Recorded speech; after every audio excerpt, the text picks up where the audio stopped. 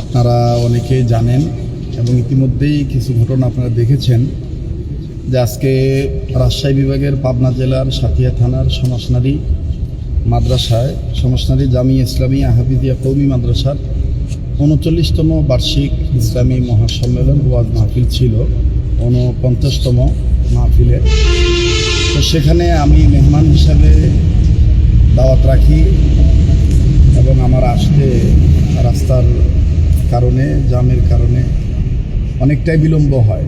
এই বিলম্ব হওয়াকে কেন্দ্র করে কোনো এক মহল এই মাদ্রাসার ক্ষতি করার জন্য এবং মাহফিলকে পণ্ড করার জন্য এবং আগন্তুক মেহমানের কাছে তাকে দোষী সাব্যস্ত করার জন্য তারা অতর্কিত হামলা চালায়। আর এই হামলার মধ্যে আমার ব্যবহৃত গাড়ির উপরে তারা আক্রমণ করে এবং আক্রমণ করে তারা নিজ নিজ দায়িত্বে আবার সেখান থেকে সরে চলে যায়।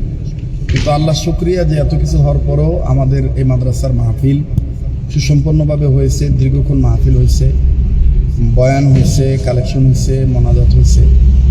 যারা এই কাজটা করছে, যারা চাইছিল যে মাদ্রাসাকে দোষের তলে ফেলানোর জন্য, পাবনা ডিস্ট্রিক্টকে অপমান করার জন্য এবং আগন্তুক মেহমানকে একটা আতঙ্কের মধ্যে ফেলে দেওয়ার জন্য যেন পাবনাতে না আসে, আপনারা দয়া করে এই বিষয়টাকে নিয়ে কখনোই বিচলিত হবেন না এবং প্রোপাগান্ডা ছড়াবেন না। নিজ নিজ অবস্থানে থেকে প্রত্যেকেই সত্যটা জানার জন্য চেষ্টা করবেন এবং সত্য এইটাই, তৃতীয় পক্ষ এই মাহফিলটাকে পণ্ড করার জন্য এবং মাদ্রাসাকে নষ্ট করার জন্য, মাদ্রাসার সুখ্যাতি সুনাম নষ্ট করার জন্য এই ঘটনাটা ঘটাইছে। তো যারা এই ঘটনা ঘটাইছে, এই ঘটনার সাথে কর্তৃপক্ষ, শ্রোতা, বক্তা, সভাপতি, মাদ্রাসার মুহতামিম, মাদ্রাসার ছাত্র, মাদ্রাসার কমিটি, মাদ্রাসার আসিফে কেরাম, কেউ এটার সাথে জড়িত নয় এবং কারোই এটার পিছনে হাত ছিল না।